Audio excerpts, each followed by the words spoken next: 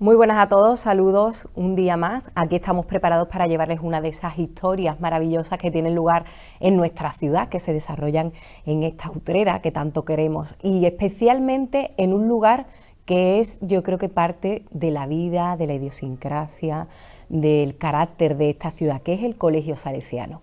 Utrera tiene la suerte de tener la casa madre, la primera que fundó Don Bosco, y ahí, con ese lugar, tiene mucho que ver la historia de esa persona que hoy os presento. Se llama Carlos Corch Tormo.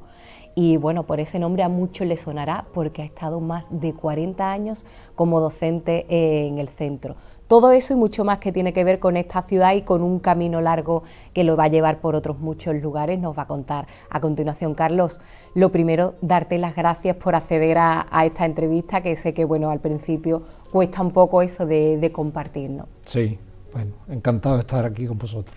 Decía que tu vida está estrechamente vinculada a ese colegio salesiano. Sí, sí, totalmente.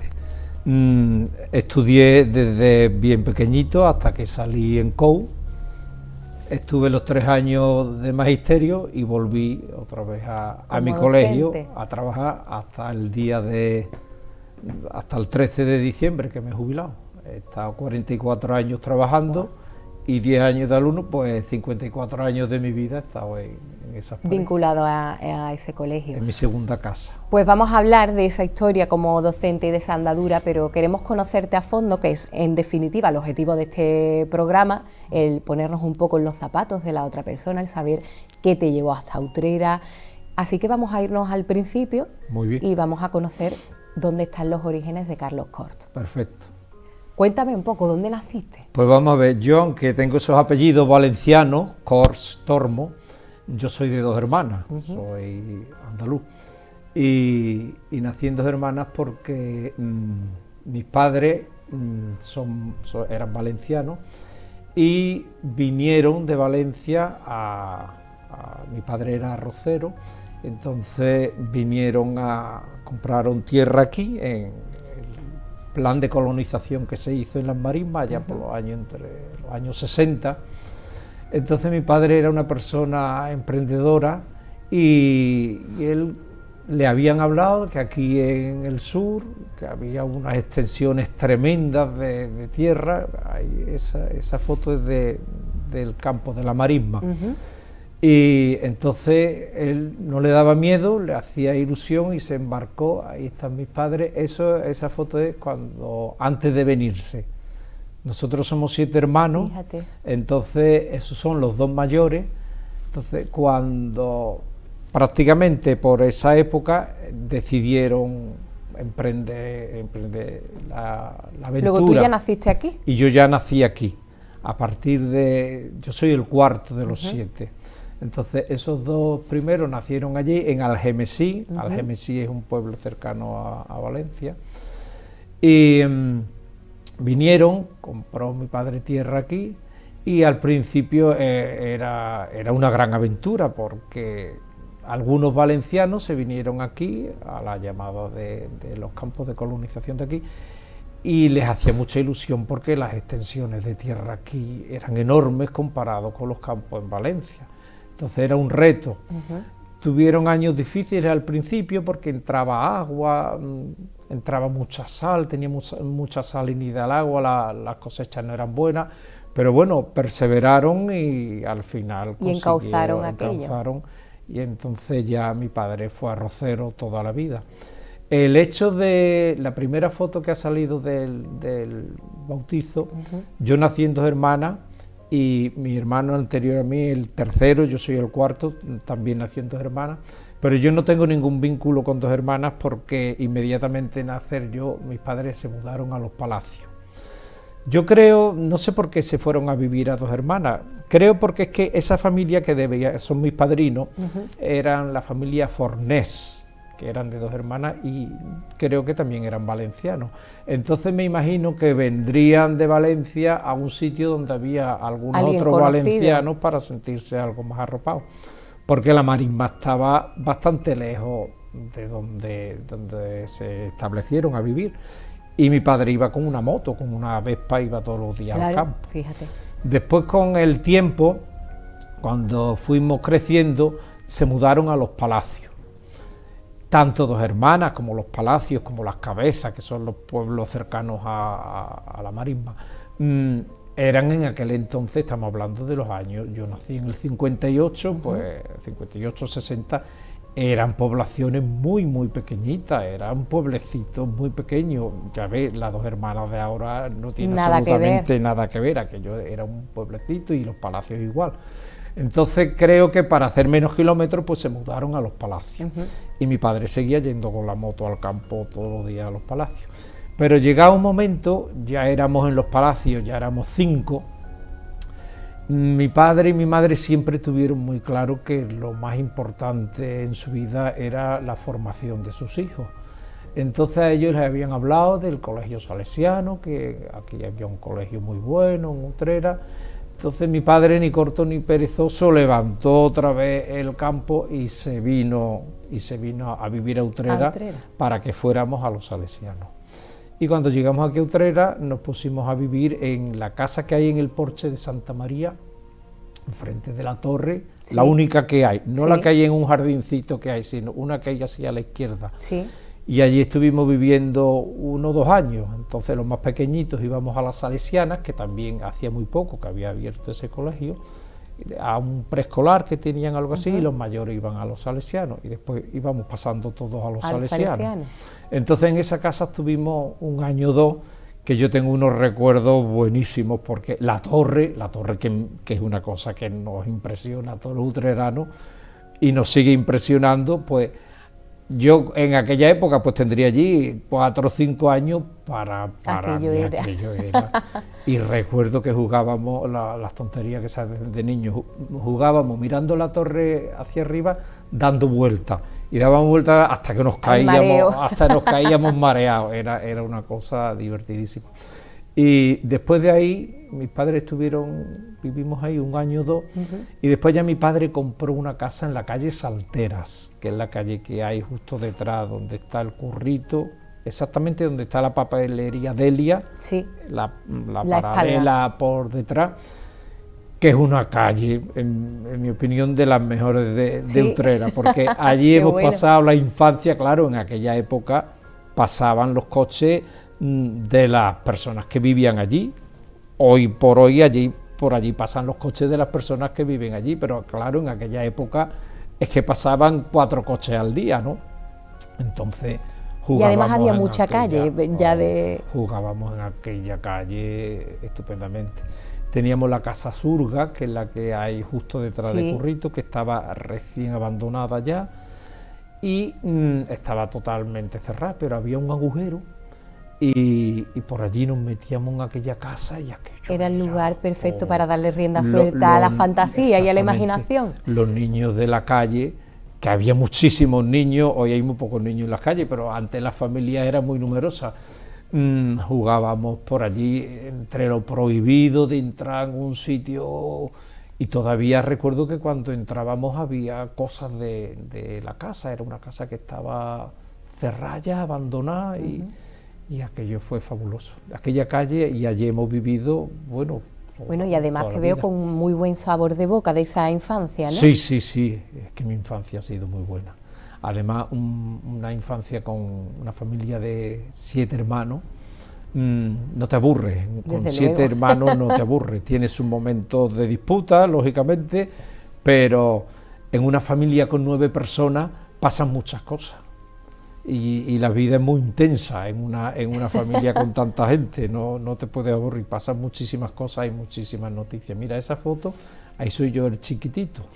Eso seguramente es cuando vivíamos en Los Palacios, en Dos Hermanas, y entonces me imagino que en la época de la recolección, pues nos íbamos ahí unos días, no sé cómo estaba organizado eso. Entonces vivíamos entre Dos Hermanas, y los periodos más intensos, pues me imagino que se vivía ahí en el campo. Qué bueno. ¿A qué edad empezaste a estudiar los salesianos? Pues empezaría con 6 o 7 años, una cosa así. Pues eso decías del vínculo con el centro. Sí. Hice los primeros años, que antes se llamaba la media, preingreso, ingreso, una cosa así. Después se hacían 6 años de bachiller, y después se hacía COU. Hice COU allí, que lo terminé el 75-76, fui los 3 años a estudiar a la Escuela de Magisterio, la de allí de Ciudad Jardín, la que está en... Es curioso, me acuerdo de aquella época, y después volví. En aquella época cogíamos... esa foto es muy interesante, ahora te voy a contar. Vale. En aquella época cogíamos el autobús, Sí. que había una, decíamos, la directa y la por Alcalá. Y había una empresa del Coronil que también, además de la empresa Casal, sí, había una empresa del Coronil que hacía el trayecto por Alcalá. Entonces toda la gente que iba a la Escuela Normal de Magisterio, a la pública, o al Dr. Fleming, al centro de especialidades, que hoy sigue siendo un centro de especialidades, pues entonces iban por Alcalá y paraba justo enfrente de la Escuela de Magisterio. Y muchos utreranos han cogido el autobús por Alcalá, todos los que iban o al médico o a estudiar magisterio allí cerca de la Gran Plaza. Qué bueno. Y esa foto que te vemos jovencito y muy moreno, además. Y además tenía el pelo negro. ¿Dónde crees tú que es esa foto? En Sevilla. ¿De qué te suena eso? Pues no lo sé. Eso es el Palacio de San Telmo. ¿De San Telmo, de fondo? No, eso es el tejado del Palacio de San Telmo. Esa foto es curiosísima, porque resulta que en el 76-79, es cuando yo hice magisterio, yo tuve la gran suerte, para mí, en mi vida de estudiante, ese fue el año mejor de mi vida, por varias razones. En el Palacio de San Telmo, en aquella época, habían 3 instituciones. Había una escuela de magisterio privada, yo no estudié ahí, yo estudié en la pública, que se llamaba Cardenal Espínola, me parece, o algo así. Y estaba el seminario, y había una residencia de estudiantes. Entonces, el seminario tenía un curso, estaban los seminaristas que vivían allí, y tenía un curso que le llamaban curso introductorio, que era para la gente que quería pensarse si querían ser seminaristas o no. Entonces se alojaban allí, hacían su vida normal, su estudio normal de la carrera que fuera, y después al año siguiente pues ya decidían si se querían enganchar en el seminario. Una toma de contacto. Era una toma de contacto. Entonces allí había 2 residencias de estudiantes, la normal y esa que tenía el seminario, para los seminaristas y para el curso introductorio. Entonces yo decidí hacer ese curso introductorio y estuve un año... ¿Por qué? ¿Llamado por qué? ¿Tenías alguna inquietud? Como en esa época de la vida yo tenía claro que quería ser maestro y de hecho yo me matriculé en magisterio y fui a la escuela de magisterio. Pero vi la posibilidad, por lo menos, de conocer lo que era aquello, para ver si tenía la vocación de ser sacerdote o no. Entonces decidí hacer ese curso.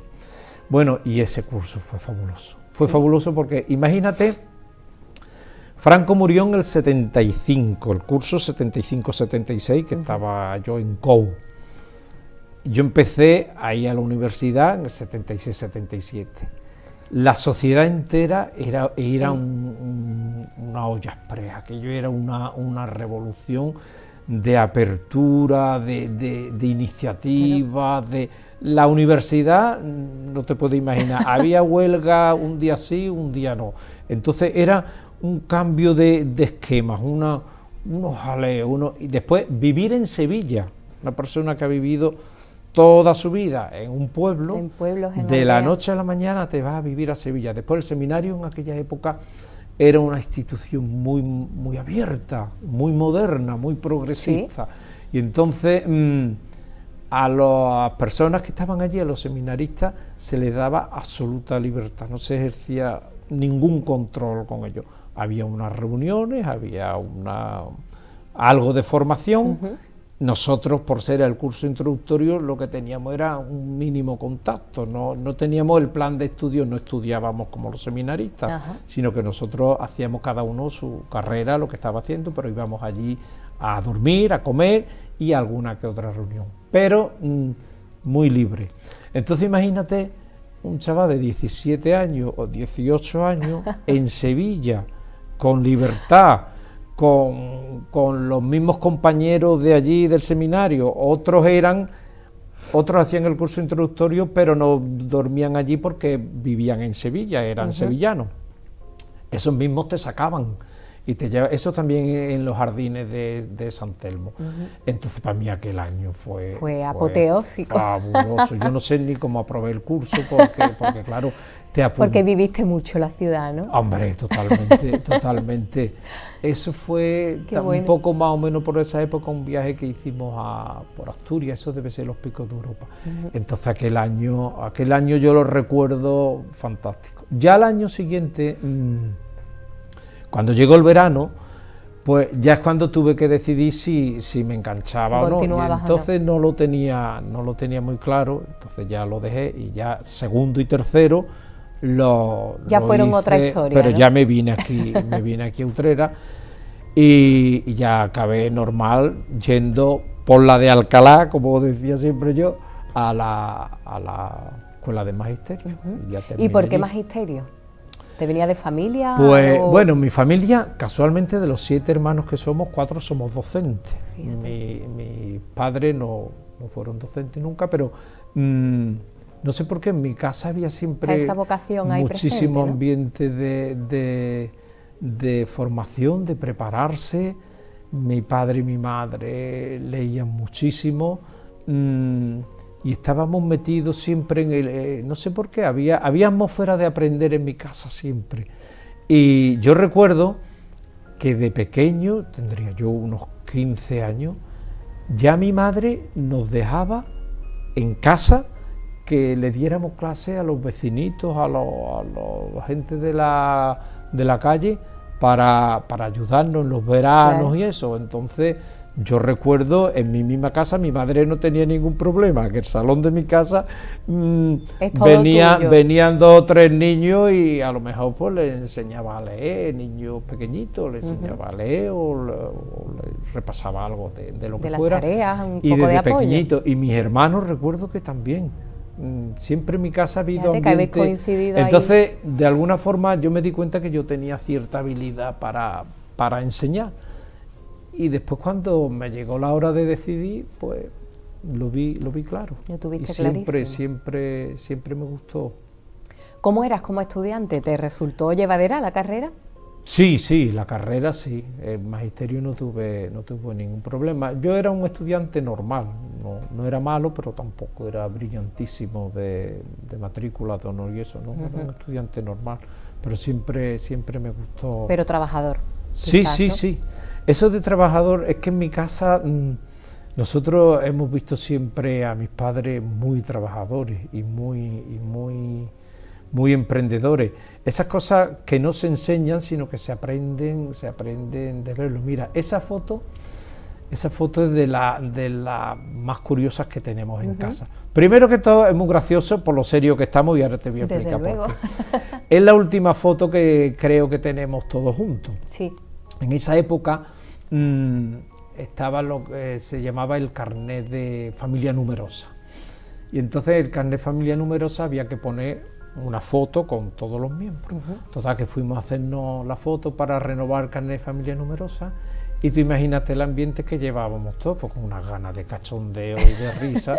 Entonces yo recuerdo que allí estábamos puestos para el fotógrafo, todos riendo, ¿no? El fotógrafo estaba nerviosísimo y entonces el fotógrafo decía que eso no podía ser, que una foto para un documento oficial no que no podíamos salir riendo, ¿no? Y entonces yo creo que nos echó una bronca y me imagino que mis padres y de ahí esa foto, ¿no? Mis padres después pues incrementarían la bronca, total que nos pusieron esto serio y mira la cara de serio que tenemos. Al final, fíjate cómo está. Uno de mis hermanos está todavía aguantando la risa del medio, ese es mi hermano Miguel, pero los demás estamos todos muy seriecitos como diciendo que nos van a reñir el fotógrafo, mis padres y todo. Y todo al final, como para no darle el título de familia numerosa, ¿no? Bueno, mi madre estuvo embarazada 10 veces. Aquí hay una anécdota que te voy a contar ahora. Estuvo embarazada 10 veces, tuvo 9 hijos. Se nos murió un hermano con 23 días, se llamaba Ricardo Damián. Ese iba después de mi hermano Jaime, o sea, después del quinto, ese sería el sexto. Y también se le murió uno que nació después de mi hermana, que es la más pequeña. Mira, es curioso, somos 6 hermanos seguidos y mi hermana la única, la séptima, que mi madre decía que se le habían cambiado, de WhatsApp decía que se le habían cambiado, que a Sor Mercedes era la hermana de la Caridad, que la hija de la Caridad tenían ahí en el hospitalito, ahí en la esquina, había una maternidad. Entonces ella decía de broma que de lástima le habían cambiado le habían dicho, vamos a ponerle una niña, ¿no? Que ya va bien, total, bien servida. Que el día antes de nacer, ese que hubiera sido el noveno, por lo visto mi madre le dio una subida de tensión y se le murió, y entonces nació muerto. Y después me parece que tuvo un aborto espontáneo en una de los embarazos. Total, que fueron 10. Wow. Y mi madre fue una persona, tú dirás que todos los hijos creen que su madre es la mejor del mundo, evidentemente, pero es que mi madre fue una mujer que tuvo un mérito tremendo, porque mi padre murió con 49 años. Wow. Mi padre murió a los 2 o 3 años de esa fotografía. Y se quedó mi madre con los 7 y ninguno habíamos terminado de estudiar. Estábamos todos estudiando. Menudo reto. Ya en la universidad había 5 ya, algunos estaría ya terminando. Y entonces mi madre se quedó viuda con 7 hijos, con un campo de arroz que ella tenía muy claro que quería que todos estudiáramos, y nosotros teníamos muy claro que queríamos estudiar, claro, que no nos gustaba el campo, que no era. Mi padre, con mucho sentido común, en plena época de las labores del campo, nos llevaba al campo.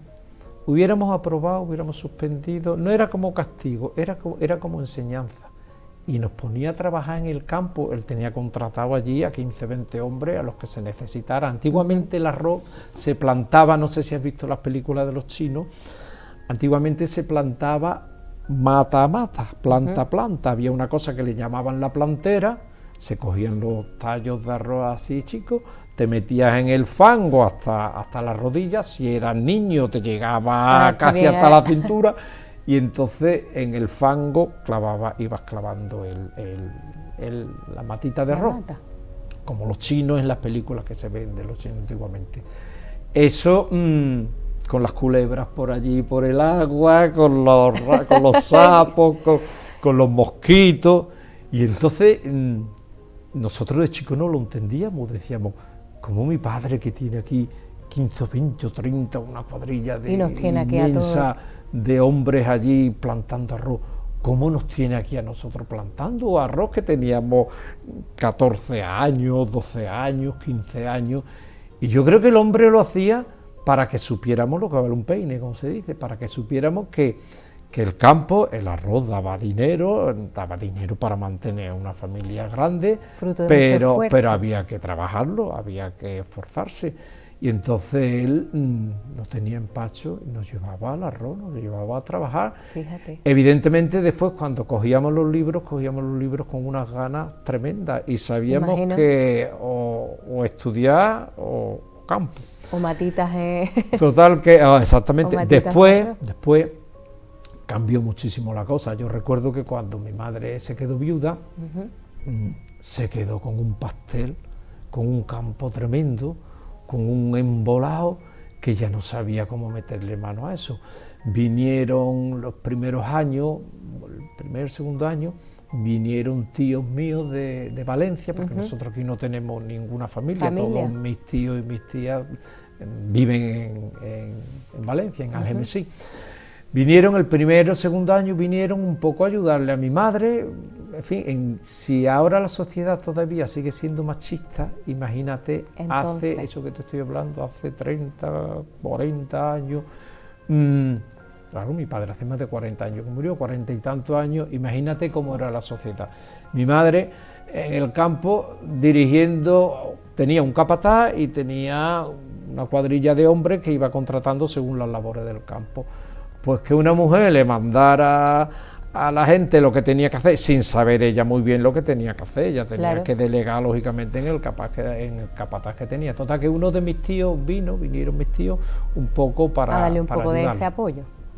y recuerdo que se llevaron una impresión, porque claro, en Valencia los campos son muy pequeñitos, los campos, la tierra en Valencia son minifundios, son terrenos muy pequeñitos.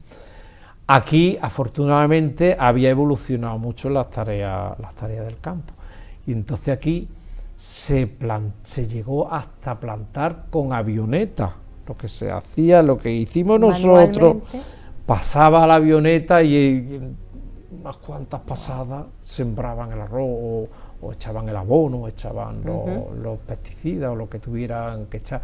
Entonces yo recuerdo que mis tíos, claro, tenían una imagen estereotipada de lo que era. Nunca se imaginaron que la producción de arroz aquí en el sur fuera de la categoría y de la magnitud que fue, y se quedaban impresionados porque ellos allí estaban todavía a un nivel muchísimo más inferior. Nunca hubieran pensado que una avioneta hiciera aquellas labores, fíjate. Total, que mi madre, yo recuerdo que mi padre, con mucha visión de futuro, quiso que mi madre sacara el carnet de conducir. Eso te estoy hablando de hace 50 años. Pues era un visionario. Que mi padre, o sea, mi madre se apuntó a la autoescuela y ya se fue a examinar, y la semana antes de examinarse, mi padre cogió el coche, que ahora te hablaré del 4L, cogió el coche y se llevó a mi madre a Consolación a que practicara un poquito más, porque ya mi madre me imagino que había pasado ya el teórico, entonces le quedaba examinarse del práctico. Entonces mi padre, para reforzar eso, pues llevó a mi madre a Consolación para practicar un poquito. Y me parece que se le cruzó un niño o algo, ella se puso nerviosa, se tropezó con un árbol, y le hizo al coche, y entonces ya le cogió un miedo tremendo y ya no se examinó. Y después a los años, cuando se quedó viuda, sintió enormemente no haberse sacado el carnet de conducir, porque tenía que depender de que la gente la llevara, de que algunas vecinas la llevaran, en fin. Y entonces que ya se le puso muy cuesta arriba, entonces ya empezó a alquilar el campo.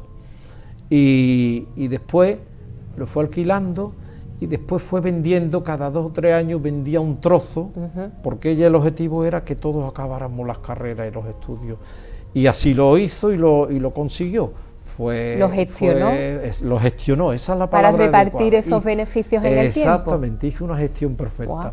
Fue vendiendo trozos. Mucho mérito. hasta que fuimos saliendo, y cuando ya al final ya vio que ya habíamos salido todo, que ya acabó de vender la parte que le quedaba. Qué bueno.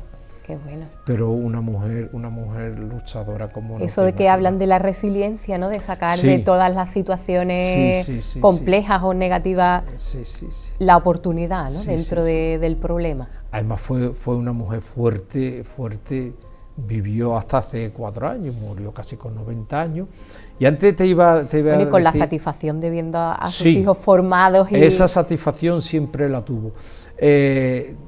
Por los 9 hijos que tuvo mi madre, en mi casa hay un cuadro de esos que tú lo habrás visto alguna vez, esos cuadros de primera comunión que ponen la familia o las madres cuando se llaman mayores, ponen una carita de todos los hijos que hay. Pues en mi casa hay uno, uno de mis hermanos lo tiene, con la carita de los 7 de primera comunión. Que por cierto el traje marinerito iba pasando de unos a otros, lógicamente. Claro, había que heredar, con 7. Y mi madre, ya los últimos años de su vida, pues ella echaba mucho de menos a ese niño que se le murió con 23 días y a ese que se le murió antes de nacer.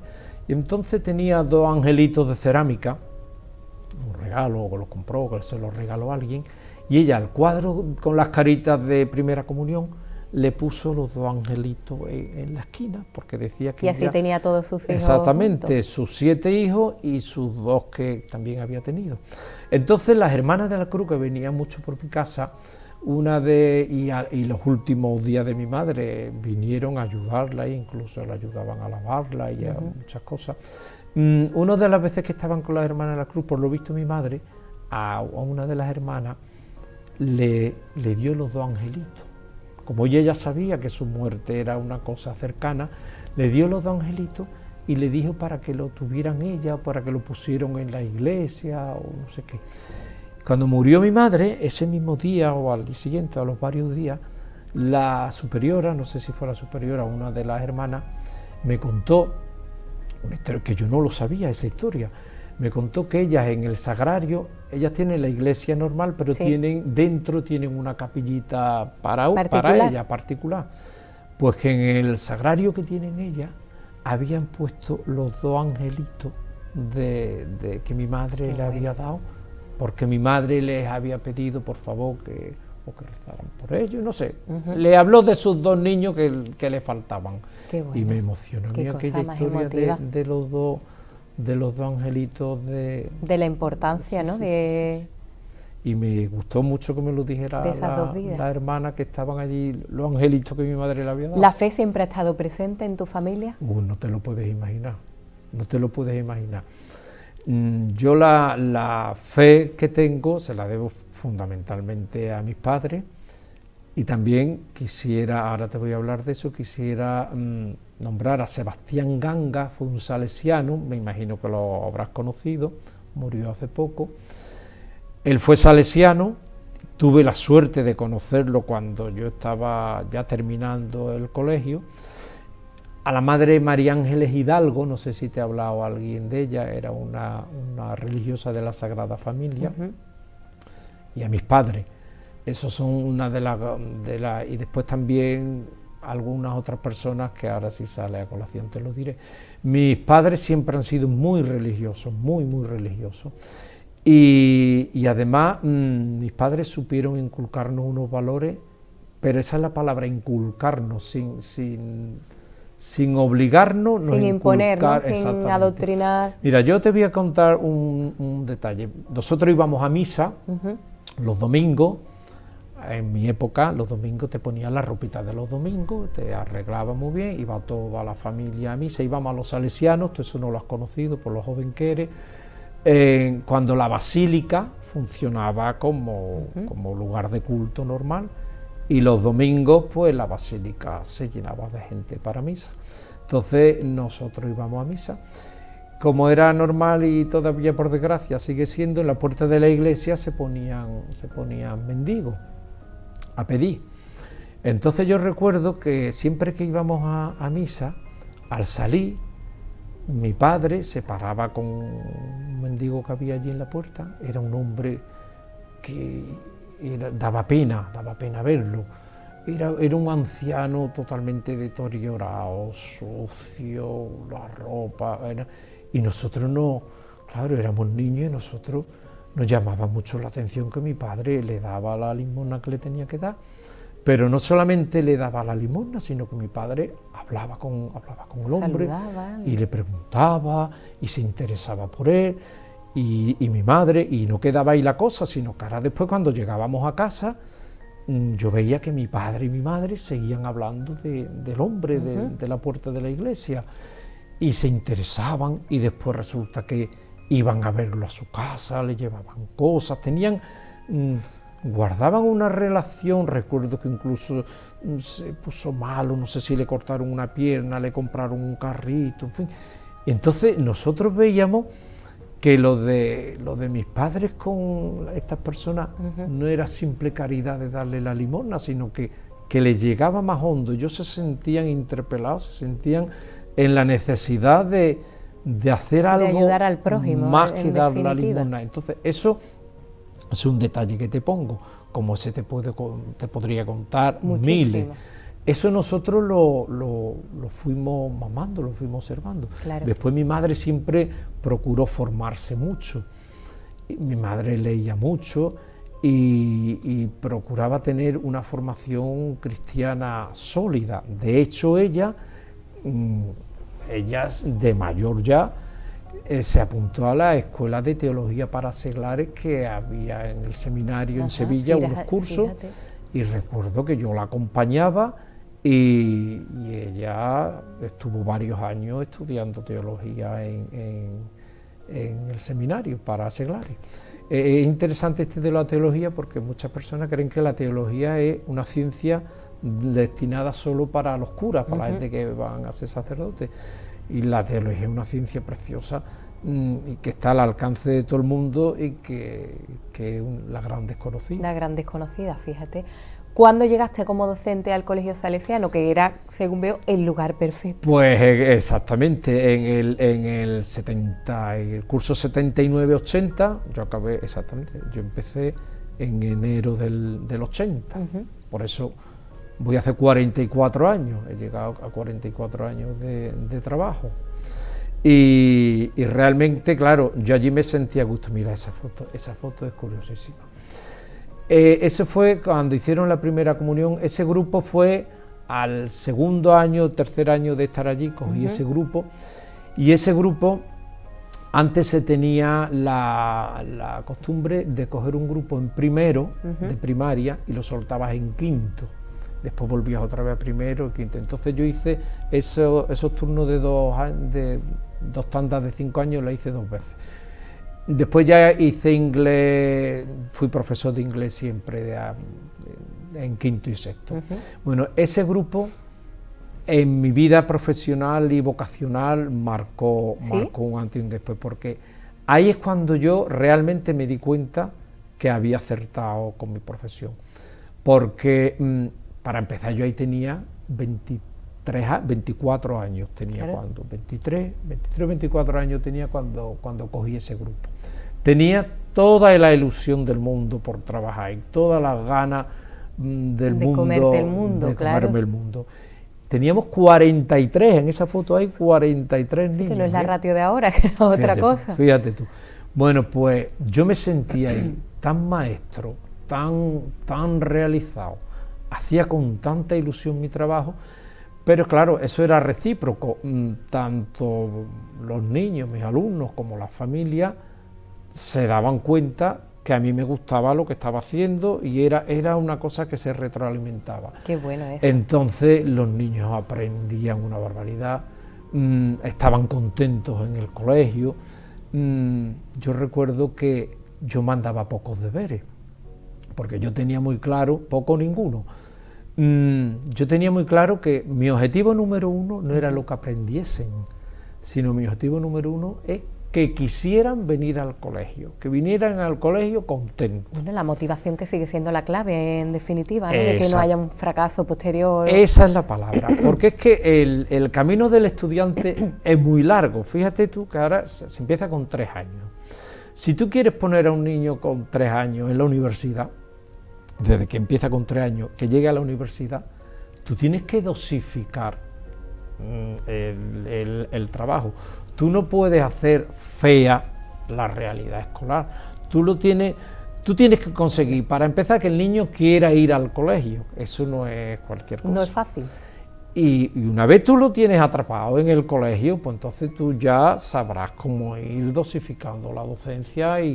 Pero lo primero es que el niño quiera ir al colegio. Y yo con ese grupo lo conseguí y los chiquillos estaban contentos. Mira, eso es un teatro que hicimos, de los miles que hemos hecho.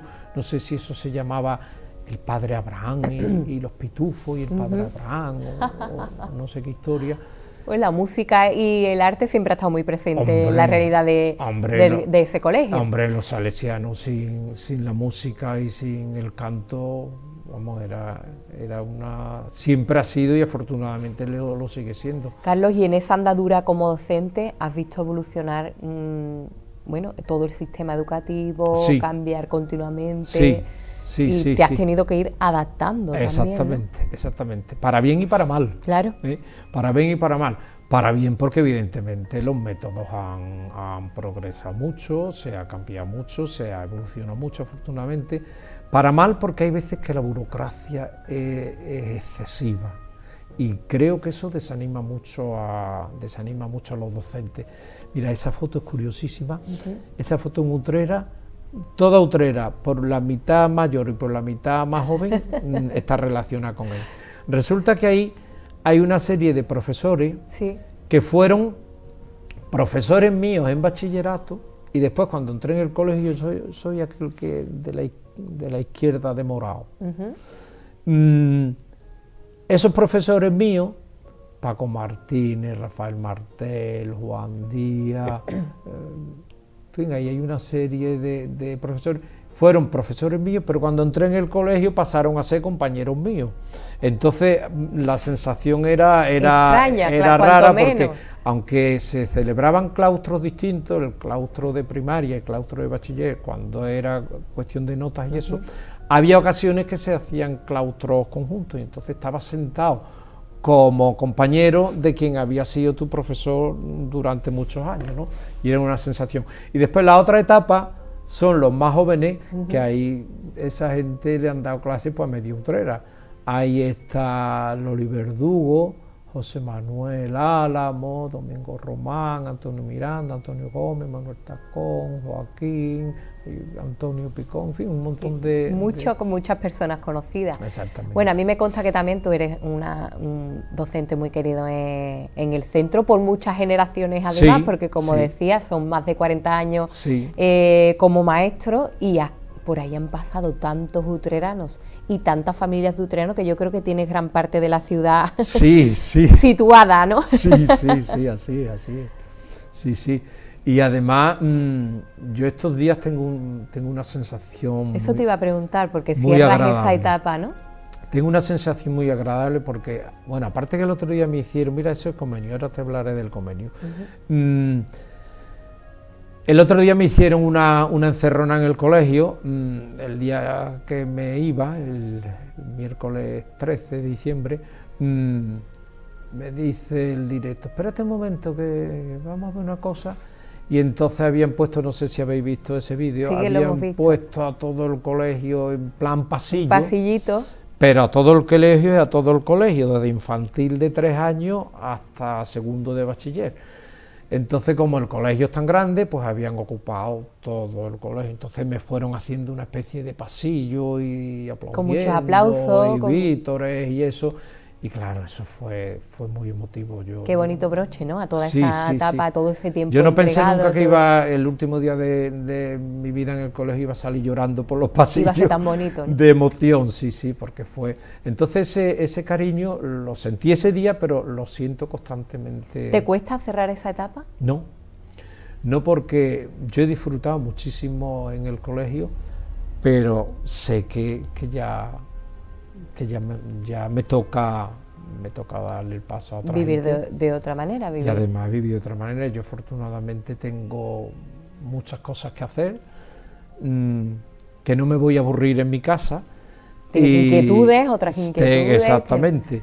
Y entonces las cierro con mucho gusto, pero no tengo pena ninguna en ese sentido. En todo este camino, Carlos, te ha acompañado tu familia. Sí. La tuya propia, que formaste aquí en Utrera. Háblame un poco de ella. Pues mira, mi familia, ahí saldrá ahora una foto de la boda seguramente. Mi mujer Inmaculada, ella venía de... Su padre trabajaba en el Banco Hispano, ese que hay donde está ahora la Caixa. Sí. Estaba ahí el Banco Hispano. Entonces, por el trabajo de mi suegro, mi mujer nació en La Palma del Condado, pero sabes que los directores los van cambiando de sitio, entonces trabajaron en La Palma y vivieron en La Palma, después vivieron en Almonte, después en Gibraleón, después en Chipiona, y después de Chipiona ya vinieron aquí. Cuando vinieron aquí es cuando la conocí a través de unos amigos comunes. Y nada, nos casamos y... Llevamos felizmente casados 40 años. Wow. Todo un mérito. 40 años que se dice pronto. ¿Qué te sigue enamorando de ella? Pues mira, nosotros mira, mis hijos mayores, mi hijo mayor Carlos y mi hijo segundo Alberto. Pues de ella me sigue enamorando. Ella es una persona muy sensata, una persona con sentido del humor, agradable, serena. En fin. ¿Qué más, no? Exactamente. Y una persona con la que se vive muy a gusto. ¿Tienes 2 hijos? Tengo 2 hijos. Mi hijo mayor se llama Carlos. Él trabaja y vive en Bruselas. Muy lejos, me decías antes de comenzar esta entrevista, ¿no? Decía, en fin de año me voy a Bruselas, pero está muy lejos. Mi nuera Carolina es dentista, trabaja en Bruselas. Él trabajó en él estudió traducción e interpretación, pero él se ha movido, en su época de estudiante se ha movido por todos los sitios, ha hecho 2 másteres y entonces las prácticas de los másteres las ha tenido que hacer por toda Europa.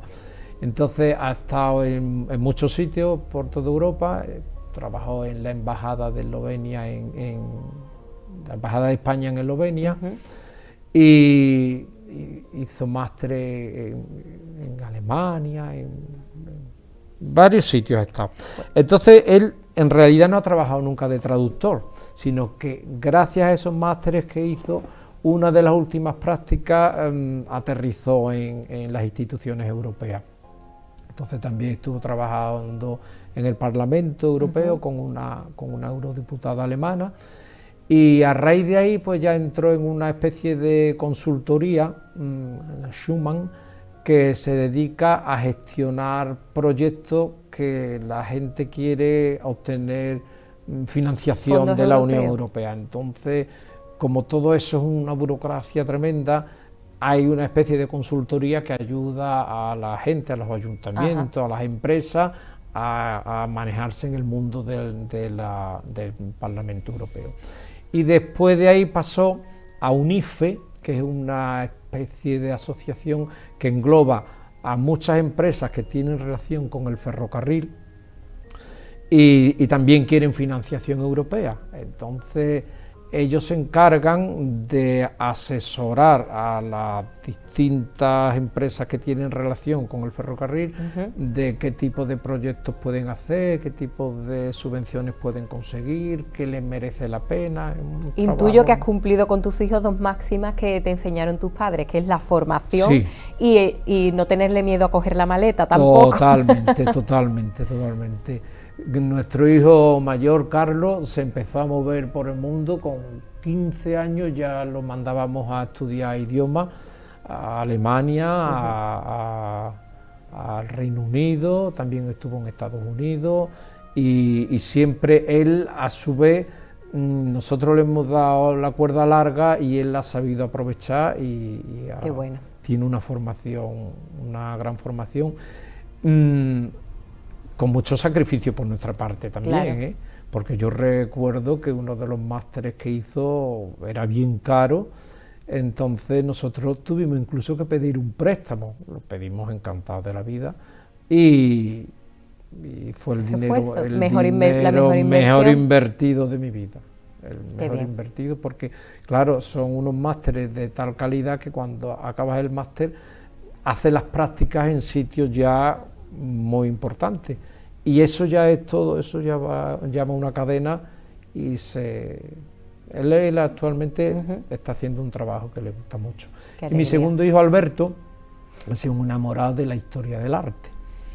Él hizo historia del arte, que recuerdo que cuando tuvo que elegir, como historia del arte es una cosa que tiene muy poca salida, él vino a decirnos, bueno, hizo ya la selectividad, aprobó como buena nota para poder estudiar lo que... Y entonces, bueno, Alberto, ¿tú qué vas a hacer? Y entonces tenía así un poco como de apuros, como diciendo, ¿yo cómo le digo a mis padres que yo quiero hacer historia del arte? Yo es que quiero hacer historia del arte. Pues claro, ¿por qué no historia del arte? Yo sabía que lógicamente historia del arte tiene cierta limitación, pero yo tenía muy claro que el tiempo que estudies en la universidad lo tienes que disfrutar y que tienes que estudiar realmente lo que tú quieras estudiar, para lo que tengas vocación, ¿no? Que ya luego se verá, ¿no? Y ya después trabajarás de lo que puedas y quieras. Por supuesto, estudió historia del arte. Lógicamente, como estudió lo que quería estudiar, disfrutó de la carrera una barbaridad. Tenía unas notas y unas matrículas, porque es que era lo suyo. Él desde bien pequeño ya le gustaba mucho el arte. Yo recuerdo cuando íbamos de viaje, mi mujer y a mí nos ha gustado siempre viajar mucho. Íbamos a los museos y nos aburría, pero es que tenía 12 años. Recuerdo que una vez, tendría unos 12 años, fuimos al Reina Sofía. Y llegó un momento que le dijimos, mira, Alberto, estamos en la cafetería, tú no te vayas a salir del museo, y se pegaba 2 o 3 horas por el museo. Fíjate, verdadera pasión. Un chaval de 12 años. Wow. Y en el Prado, vamos, él, después cuando ha sido mayor, viajar con él ha sido un gusto porque vas a cualquier sitio y te explica. Después él ha trabajado en CaixaForum, ahora actualmente ha trabajado en varios sitios, trabajó en CaixaForum hasta hace pocos meses, explicando las exposiciones que hay allí, y da gusto, claro, tú dirás, ¿tú qué vas a decir de tu hijo? No, pero da gusto escucharlo, si de hecho viene... tiene canales de esto, yo es que no me muevo en las redes, pero tiene canales que sé que lo sigue muchísima gente, porque a mi gente en el pueblo, he visto lo que ha puesto tu hijo hoy de arte, y pone cosas de arte, y las explica muy bien, porque tiene mucha esa capacidad también de transmitir, le viene de casa, claro. Y ahora ha cambiado y está en otra empresa que se llama Naturanda, que se encarga de hacer gestiones turísticas para otras empresas de Sevilla, y hace excursiones a la catedral, bueno, a esto.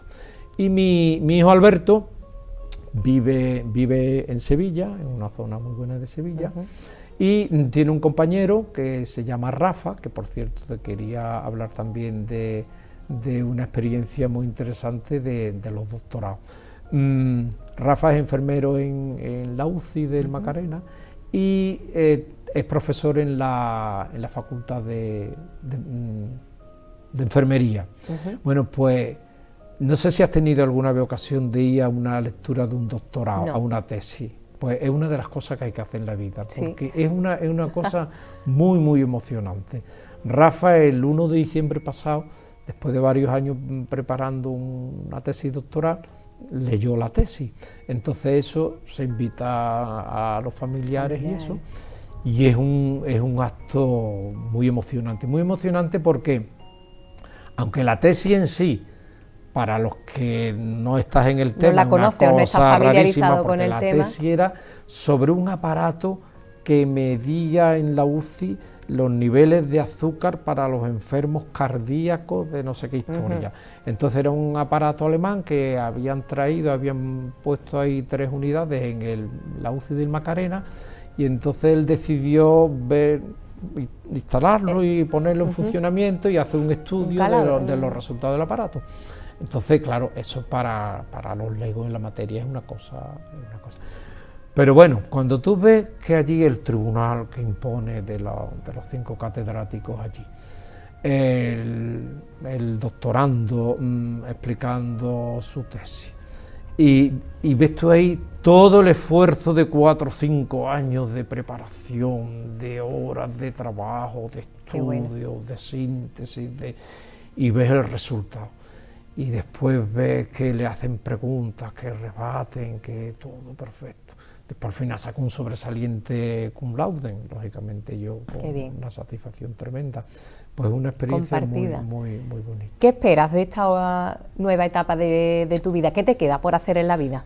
Bueno, me queda mimar a mi nieto Matías, si tengo suerte. Eso es difícil, me tendría que tocar la lotería ahora. Y viajar mucho. Y entonces poderme comprar algo en Bruselas y vivir allí. Entonces, disfrutar de mi nieto todo lo que pueda. Después, estar mucho tiempo con la gente que quiero. Lógicamente, con mi familia, con mis hermanos, que afortunadamente somos muchos. Y cuidarme, es importante que uno no se deje. Mira, mis compañeros, esos son mis últimos compañeros todos esos se jubilaron ya, yo soy el último que me he jubilado de eso, Luli Verdugo, que falleció hace ya unos cuantos años. Todo eso los conocen, media utrera conoce a todos esos niños, José Manuel, Antonio Miranda, Loli, y esos son mis hermanos. Ahí estamos en orden. Siempre que nos hacemos una foto nos gusta ponernos en orden. José María, Luis, Miguel, yo, Jaime, Vicente y María Salud. Por eso de que hablas de estar con la gente que quieres, de compartir tiempo, ¿no? Sí. En esta nueva etapa. Sí. Eso es lo que quiero hacer. Quiero seguir haciendo deporte. Yo me aficiono a hacer deporte últimamente. El otro día corrí la media maratón de los Palacios y llegué. Mira, que no es poco. mi objetivo era llegar, llegué bien. Y nada, y seguir haciendo deporte y tener más tiempo para mí. Me gusta muchísimo leer, tener tiempo para leer, tener tiempo para viajar, en fin, y ya buscaré... Y verlas venir, ¿no? A ver qué te brinda la vida. Bueno, pues el broche de esta entrevista ha sido un viaje muy interesante y me gustaría que lo pusieras tú con un mensaje, algo que decirle, pues a todo ese alumnado, a compañeros, a familia, a quien tú quieras, ahí tienes la cámara. Bueno, sí me gustaría dejar la idea que uno cuando llega a este momento de la vida se da cuenta lo cargada que ha tenido la mochila innecesariamente durante una vida entera. Nos preocupamos excesivamente por cosas que después no tienen prácticamente importancia ninguna. Se sufre mucho por cosas tontas. Entonces, lógicamente esto te lo da la perspectiva de los años, pero que por la vida merece la pena ir con la mochila más ligera. Y por supuesto, cuidar muchísimo la relación humana. Al final de la vida, lo que te lleva es lo que quieres a la gente y lo que la gente te quiere. Y eso se consigue nada más que con tiempo. Y para tener tiempo para hacer eso hay que quitar tiempo a otra serie de cosas que no tienen tanto valor. Y como es tanta pantalla, tanta televisión, tanta historia, y hay que dedicar tiempo realmente a estar con las personas que quieren. Qué buen mensaje para poner el broche a esta entrevista, Carlos. La mochila tiene que algo ir más liviana. Liviana, exactamente. Que no lleguemos al final ya demasiado doblados, ¿no? Que no podamos remontar eso. Pues nos vamos a quedar con ese consejo y con el buen sabor de boca que me deja este recorrido. Muchas gracias. Yo creo que hay aprendizaje también en él, espero que lo sepa ver todos los que nos han estado oyendo hoy. Y te doy las gracias infinitas por compartir esta parte de tu intimidad, que me parece un acto de generosidad maravilloso y estupendo. Pero creo que sirve mucho también para el que nos ve y para mí misma, el conocer historias, el ponernos en los zapatos de los demás y el vernos reflejados también en algunos momentos. Así que espero que les hayan sacado mucho fruto a esta entrevista a los que nos ven, y a ti, bueno, porque la vida te depare todas esas cosas que esperas y que sigas disfrutando, y sobre todo que sigas siendo ese buen maestro que eres, aunque no estés dentro de las aulas. Muchas gracias. Y a todos los que nos están viendo, bueno, espero que os haya gustado esta entrevista. La he hecho por aclamación popular, que lo sepan, que por ahí había oído que es un hombre que es muy querido, valorado, por supuesto, así que ahí compartimos todas esas vivencias y dejamos también testimonio de una de esas personas que hacen grande nuestra ciudad. Nos vemos en la siguiente.